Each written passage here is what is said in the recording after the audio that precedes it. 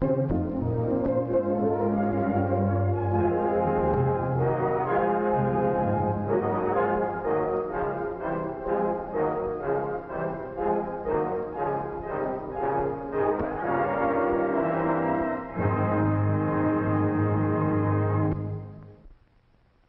the span of 100 years, our country has grown from an uncharted wilderness to an area of great wealth and productivity.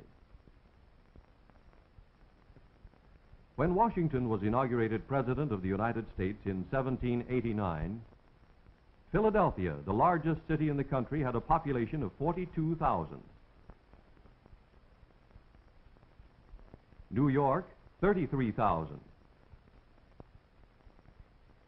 And Boston, only 18,000. In 1790, there were only 5 cities over 8,000. This was just a little more than 3% of the total population. The great majority of the people were engaged in farming, livestock raising, and similar occupations. Working with hand tools, a man could produce little more than was needed to supply his own family. As the years passed, improved methods of farming were developed. The rotation of crops, the proper use of fertilizers, better seeds, and organized agricultural teaching have combined to make the land vastly more productive. Scientific breeding of livestock has greatly increased the weight of cattle, hogs, and sheep.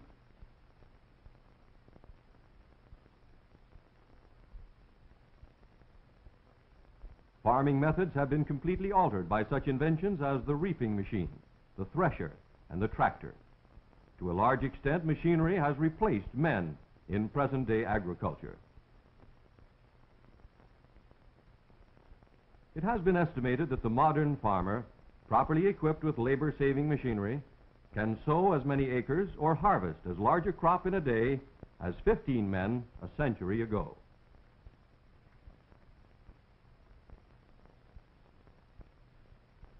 Thus, only a small percentage of the population is needed to till the soil, assuring the country of an adequate food supply.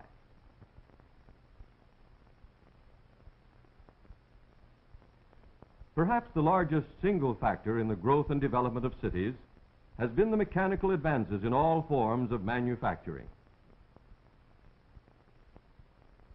200 years ago, the village or small town met all the requirements of the primitive industry of that day. There was little demand for power because most goods were made by hand. The development of steam power and power-operated machines made it possible to produce more goods less expensively and more efficiently. No longer was the one- or two-man plant suited to the times. Factories equipped with complicated machinery replaced them and provided employment for large numbers of people. This growth led to further growth. Homes and stores had to be built to supply the workers' needs. Salesmen and office workers were needed to sell the new products. Banks and other businesses multiplied and gave employment to more people because of the business they could do with industrial firms and their employees.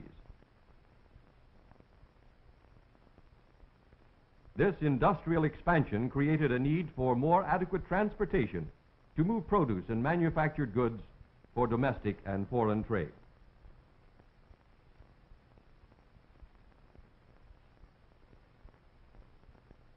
In the early days, the only means of mass transportation was by water. All of the cities of any size were located at harbors or on navigable rivers. The Mississippi River and its tributaries provided a valuable means of transportation. Cities were founded and flourished along its course. The river boats were used to haul every conceivable article: cotton for the mills, lumber for building construction, farm products and livestock, and passengers to settle new territories. The Great Lakes also provided a means of transportation from the eastern seacoast to inland ports. Today, this area is one of the most heavily populated and industrialized in the United States.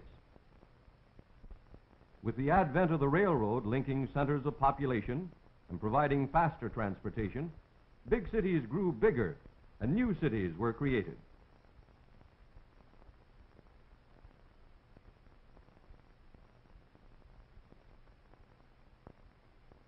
Power to operate trains and factories required coal.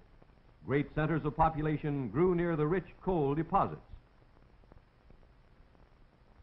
As the railroad lines moved westward, new cities developed where only wilderness had existed before. The railroads provided the first overland link between the great harbors and fertile valleys of the west with the huge industrial regions of the east.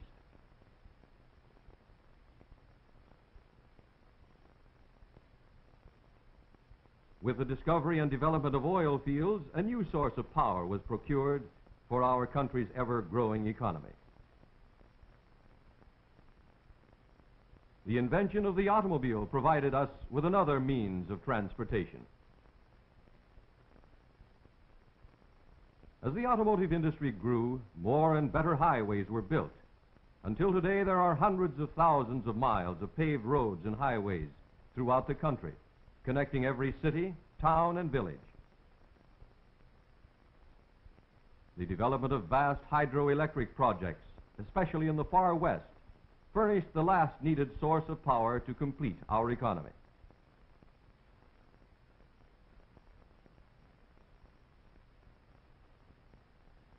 As a city grows in size, its needs become more complex. To travel from one part of a city to another presents problems of transportation. The early horse-drawn streetcar, averaging 4 miles an hour, would be entirely inadequate for the large, modern city of today. Electric trolley cars provide a faster and more economical means of transit, allowing cities to grow ever larger in size.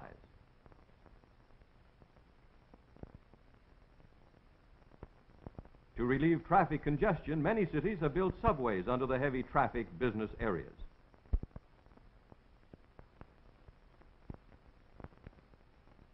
These present-day trackless trolleys and motor buses are supplementing streetcars and, in some cities, are replacing them.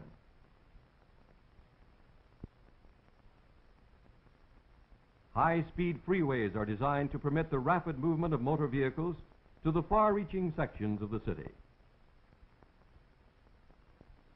Improvements in transportation within cities have made it possible for people to live in small nearby towns or suburban areas and commute to work in the city with very little loss of time.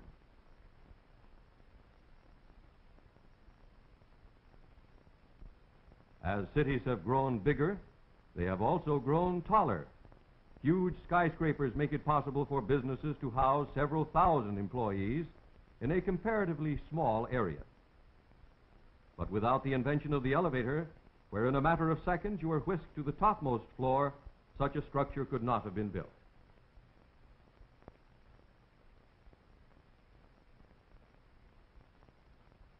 The development of medical science has an important place among the factors that have made the growth of cities possible. During the Middle Ages, cities were time after time devastated by great plagues. Purification of water supplies, quarantine, disinfection, adequate sewerage, and inspection of food supplies have removed one of the greatest obstacles to the growth of cities.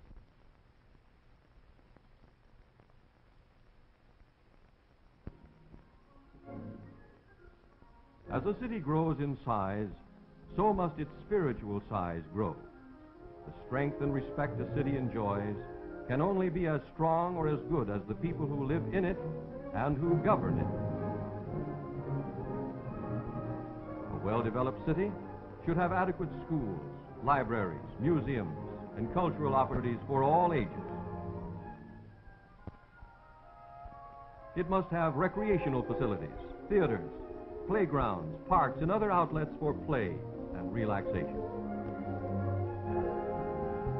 The modern city of today is the foundation of our civilization. Our country's strength is the strength of its cities. Its weakness is their weakness.